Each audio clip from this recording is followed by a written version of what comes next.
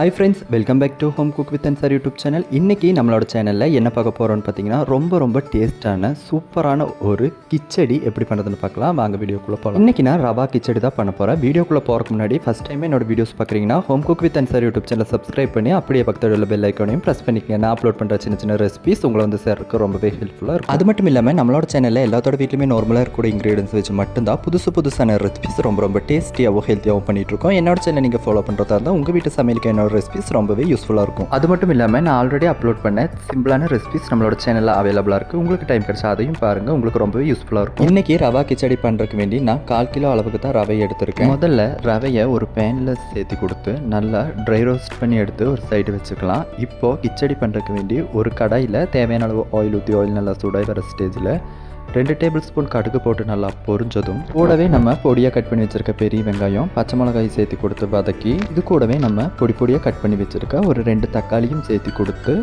வெஜிடபிளுக்கு வேண்டி கொஞ்சமாக கேரட் கொஞ்சமாக பீன்ஸும் சேர்த்து கொடுத்து நல்லா வதக்கி க்ரீன் பீஸ் இருந்தால் க்ரீன் பீஸும் போடலாம். நான் இங்கே கிடைக்காத காரணம் அதில் ஆட் பண்ணல, கேரட் பீன்ஸ் மட்டும்தான் ஆட் பண்ணியிருக்கேன். உங்களுக்கு கிடைக்கிற மாதிரி இருந்தால் நீங்கள் இதில் க்ரீன் பீஸும் ஆட் பண்ணிக்கலாம். நம்ம ஆட் பண்ணி கொடுத்த வெஜிடபிள்ஸ் எல்லாம் நல்லா வதங்கி வர ஸ்டேஜில் நம்ம எடுத்து வச்சுருக்க ரவைக்கு ஒரு 2 மடங்கு தண்ணி ஊற்றி தண்ணி நல்லா கொதிச்சு வர ஸ்டேஜில் ஒரு பிஞ்ச் மஞ்சள் தூள் கூடவே நம்மளோட கிச்சடிக்கு தேவையான அளவு உப்பும் போட்டு நம்ம எடுத்து வச்சிருக்க ரவையும் சேர்த்து கொடுத்து நல்லா கிண்டி ரவை வெந்து வர ஸ்டேஜில் இறக்கணும்னா சூப்பரான வெஜிடபிள்ஸ் கிச்சடி தயார்.